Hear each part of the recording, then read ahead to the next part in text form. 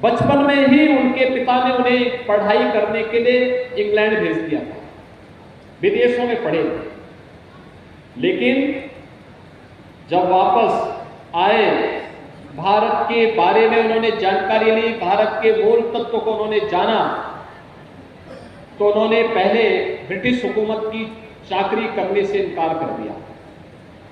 फिर उन्होंने कहा कि मैं भारत के लिए कुछ विशिष्ट करूंगा, इसके लिए वह क्रांतिकारी अभियान के साथ जुड़े और बाद में पांडिचेरी में जाकर के एक आश्रम बना करके भारत की आध्यात्मिक परंपरा को आगे बढ़ाने के लिए अरविंद आश्रम के माध्यम से उन्होंने अपने कार्य को आगे बढ़ाया।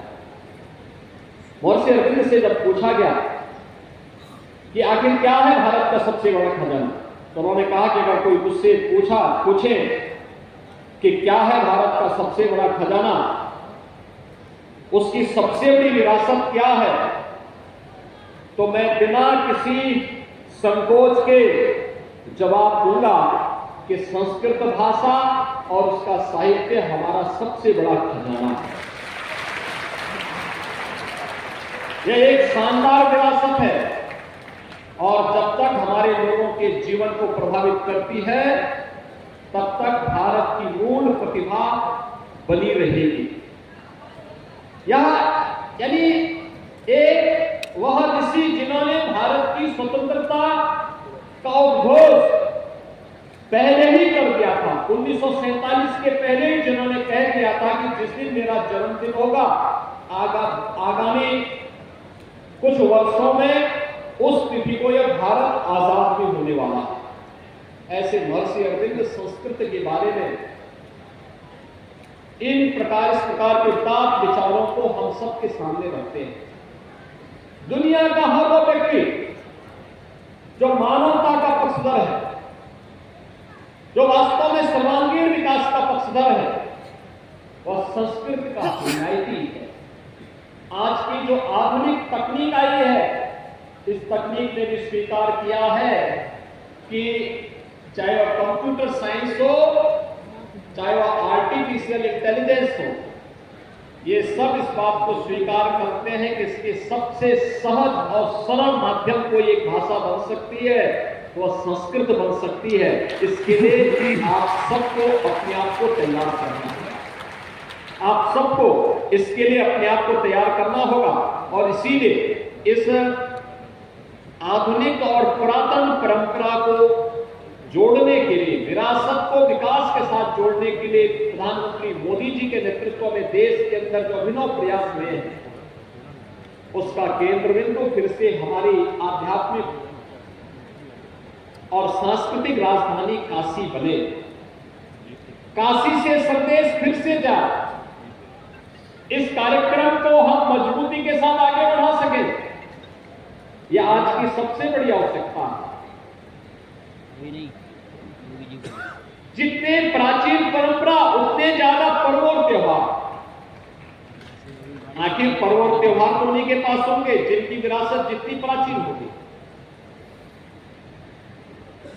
अभी धनतेरस से लेकर धन्वंतरी जयंती से लेकर के और आगे छठ तक पूरा समारोह पे समारोह होते हुए दिखाई देंगे।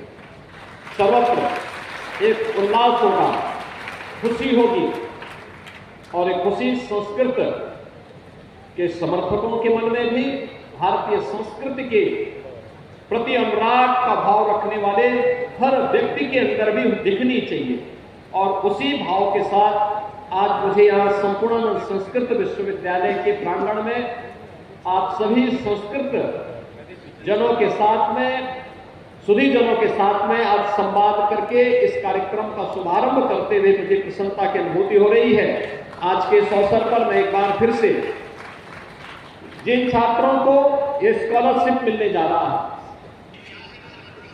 इन 69,165 छात्रों को तो तत्काल रूप से और उसके बाद जो भी इसमें फॉर्म भरेंगे संस्कृत के बच्चे प्रथमा से लेकर के आचार्य तक, इन सबको मैं हृदय से बधाई देता हूं और उनको इस बात के लिए आश्वस्त करता हूं कि वे निश्चित होकर के अपनी पढ़ाई करें। सरकार उसके लिए पूरी व्यवस्था करेगी। संस्कृत के लिए बहुत चिंतित होने की आवश्यकता नहीं है। दूसरा, हम लोगों ने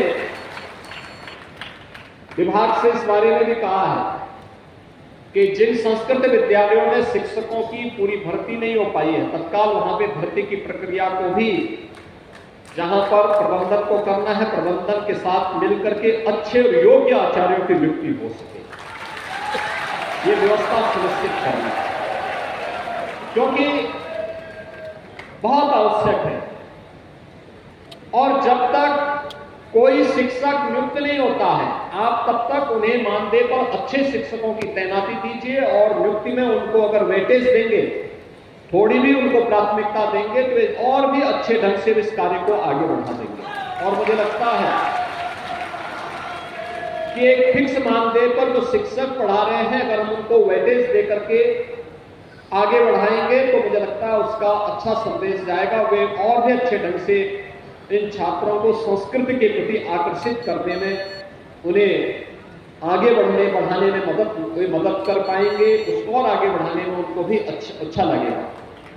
ये कार्य हमें तेजी के साथ करना होगा। संस्कृत को वैज्ञानिक भाषा है और इसको उसी रूप में आगे बढ़ाने के लिए हम लोगों को अपने स्तर पर प्रयास करना होगा। आज के परिप्रेक्ष्य में संस्कृत का उपयोग किस रूप में हम आगे बढ़ा सकते हैं, इसको भारतीय संस्कृति की दृष्टि से भी, वैज्ञानिक भाषा है इस दृष्टि से भी, और ज्ञान विज्ञान की इस भाषा को हम आने वाले समय में भारत की विरासत और भारत की ज्ञान की धरोहर के रूप में मजबूती के साथ आगे बढ़ा सकें, इसके लिए अब युद्ध स्तर पर लग करके कार्य करने की आवश्यकता है। मैं पिछले दिनों स्वयं भी यहां पे संपूर्णानंद संस्कृत विश्वविद्यालय के प्रांगण में आया था। मैं अचानक आया था, मैंने कुलपति से आग्रह किया कि मैं विश्वविद्यालय में आ रहा हूं, और मैंने देखा लगभग 75,000 से अधिक पांडुलिपियां, प्राचीन पांडुलिपियां यहां पे संरक्षित हैं। उनके संरक्षण का कार्य हो रहा है। विशिष्ट शोध अलग अलग विषयों पर जो यहां पर हुए हैं, उसको लेकर के हमें और भी अच्छे ढंग से कार्य को आगे बढ़ाने की आवश्यकता है। अन्य इस प्रकार के ताम्रपत्र और पांडुलिपियां जहां तहां पड़ी हुई है, उन्हें भी संरक्षित करने की आवश्यकता है, क्योंकि भारतीय संस्कृति के संरक्षण का दायित्व ये केवल और केवल संस्कृत उठा सकती है। संस्कृत के प्रति अनुराग रखने वाले लोग उठा सकते हैं, संस्कृत के प्रति श्रद्धा का भाव रखने वाले आज का युवा उठा सकता है। सरकार का संरक्षण मिलेगा, सरकार इसमें भरपूर सहयोग करेगी। और मैंने यहाँ पे संपूर्णानंद संस्कृत विश्वविद्यालय के कुलपति से भी कहा है कि विश्वविद्यालय का एक पूरी कार्य योजना बना करके भी हमें प्रस्तुत करें। आपको जो भी सहयोग की आवश्यकता होगी, सरकार आपको सहयोग करेगी।